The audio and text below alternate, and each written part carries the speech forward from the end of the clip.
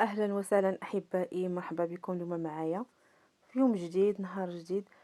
غنشارك معكم حلوة اقتصادية ورائعة ولذيذة اللي صراحة عجباتني وجدتها بمناسبة العيد. نتمنى أنها تعجبكم ملي تجربوها وتذوقوها إن شاء الله. أكيد هنا المكونات سهلة وبسيطة. عندي ربعة ديال الزبدة، ممكن تستعملوا أي نوع من الزبدة، مارغرين. عندي زلافة ديال سكر سنيدة. غنحاولوا نطلقوا الزبدة مزيان، نعجنوها مع سكر سنيدة حتى كتطلق مزيان. هانتوما المكونات راها بسيطة. عندي زلافة ديال الزيت، زلافة ديال الكاوكاو محمر ومهرمش او مطحون كيبقى شوية باين، زلافة ديال الزنجلان اللي حتى هو مغسول ومنقي مزيان ومطحون شوية مهرمش، جوج خمارات حمراء، فاني، معلقة ديال القرفة حتى معلقة ونص، ثم قبصة ملح. المكونات فهي سهلة وبسيطة، واكيد ملي غتجربوا هاد الحلوى غتنال اعجابكم. حلوى هي على شكل هلالات، كتجي فتية وهشيشة ولذيذة. حلوى دوازتين اللي هي رائعة ديال الزنجلان وكاوكاو. غنضيف من بعد زلافة ديال الزيت المائدة، ودائما كنحاول نخلط هاد المكونات جميع حتى كتعطيني واحد الخليط على كريمي، على شكل كريمة. كيف كتلاحظوا فدائما كتجيني الوقت اللي كنبغي ندير الحلوى على غفلة، ما كنكونش يعني مهيئة ليها في اي لحظة. هادشي علاش ما كنخرجش مسبقا الزبدة. صافي حتى لما خرجتوهاش البليله كامله او لا، يعني بواحد العدد ديال الساعات اللي هو كافي، فما يعني ما كانش بحرارة المطبخ. ممكن انكم تخدموها تخرجوها في واحد المده اللي هي قليله او وقت زمني اللي هو قليل وتخدموها بهذه الطريقه.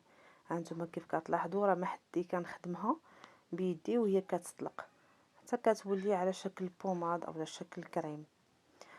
بهذه الطريقة غادي نستمر وغادي نضيف بشكل تدريجي هاد المكونات كاملة. هانتوما كيف كتلاحظوا راه هي حلوة غزالة رائعة، لذيذة الصراحة. ما غتبقاش لكم وغتعجبكم اكيد، ملي غتديروها وتجربوها وتذوقوها فاكيد تعاودوا تكرروا وتقادوها. صافي هانتوما كيف كتلاحظوا كيف قلت لكم راه ما حدكم كتخدموها وهي كتولي بهذه الطريقه مطلوقه وعلى شكل كريمي. من بعد غنضيف المكونات كيف ذكرت لكم بشكل تدريجي. ها هو كيف قلت لكم زلافه ديال كاوكاو محمر ومطحون، زلافه ديال الزنجلان اللي هو كذلك مطحون. هانتوما كيف كتلاحظوا ما كنخليش يتسحق مزيان، قبصه ملح. هنا ممكن نضيفوا الملح في الاول او لا في الاخير، فماشي مشكل لانني نسيت وكنت غنضيفه في الاول، ماشي مشكل. ملعقه الى ملعقه ونصف قرفه، فكتجيب مذاق القرفه صراحه شي حاجه خرافيه رائعه، كتوالم مع كاوكاو والزنجلان. كنستمر في دمج جميع المكونات حتى كنحصل على القوام اللي بغيت، اللي هو قوام متماسك، ما يكونش قاصح وما يكونش في نفس الوقت يعني خفيف بزاف. فإلا تبعتوا هاد الطريقة فغادي تجيكم رائعة. ونسيت ما ذكرت لكم أن الدقيق حسب الخليط، الدقيق الخاص بالحلويات، حتى كناخدو أو كنحصلوا على القوام المطلوب كيف ذكرت لكم سابقا. فهي حلوة اللي هي بسيطة، كتوجد بسرعة وبنينة لذيذة الصراحة، وما كتاخدش مدة طويلة في الطهي.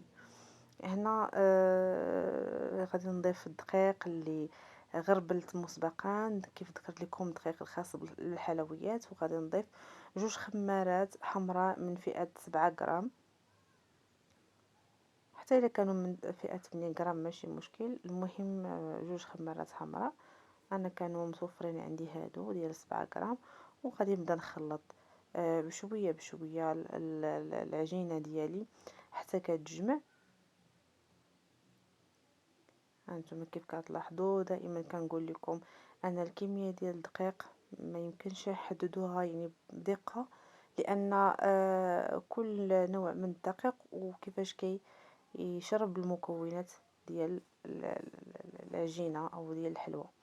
هنا غنضيف الزلافه الثانيه، هانتوما، كنبقى كنستمر.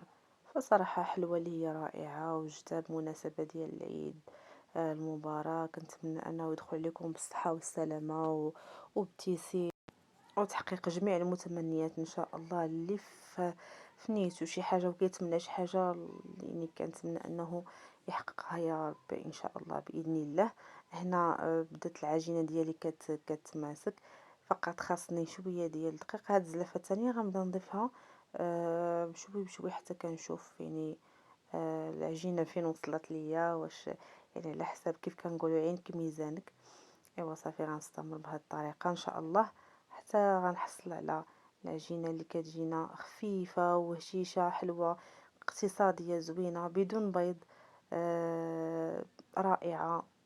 ما بقاتش صراحه، ما بقاتش هي وجدت يعني كذا نوع من الحلويات، ولكن الحلوه اللي عجبات الضياف ديالي والعائله هي هذه الصراحه.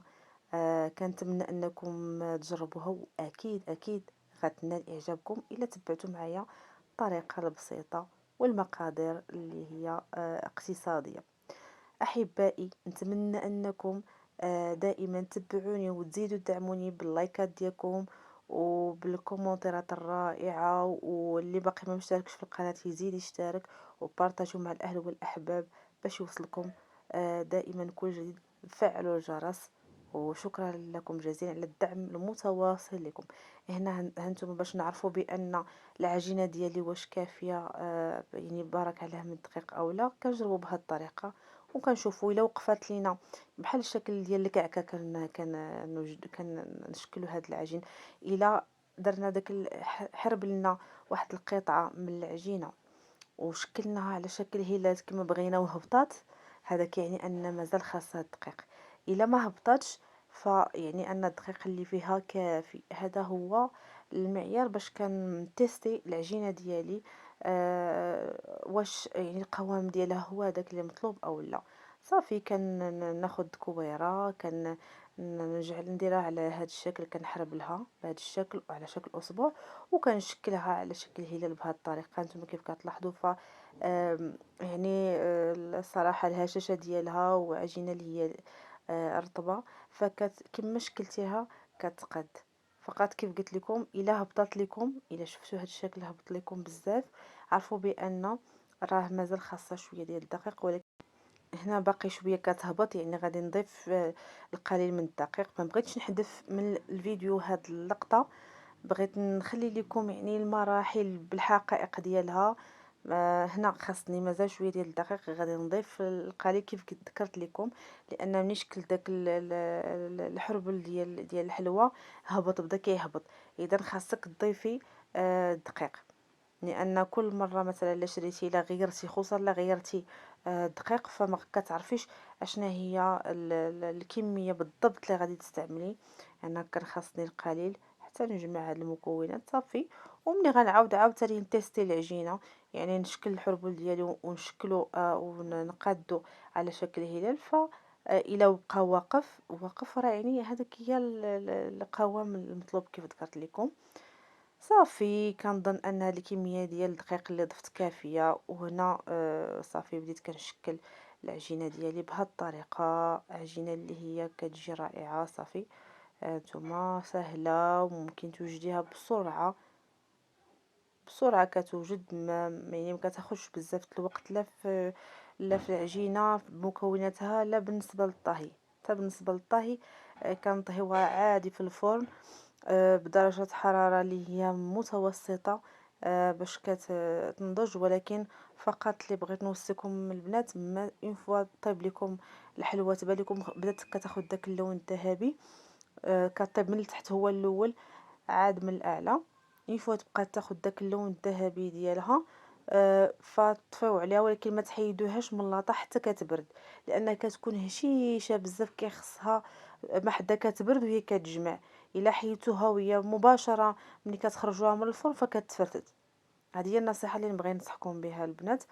فقط يعني كنحاول نقادو شي حوايج اللي هما بسيطة، نشارك معكم الروتينات اليومية ديالي، الفلوقات اللي هي بسيطة وحياة اللي هي صراحة بسيطة. كنحاول انني نقاد شي حوايج اللي هما مكونات اللي هي متواجدة عندي في المنزل، روتينات اللي هي كيف ذكرت لكم يومية، فقط من أجل التقاسم والاستفادة، علاش لا، ولو بأشياء اللي هي كتبان بسيطة، يعني نتقاسموها مع بعضياتنا.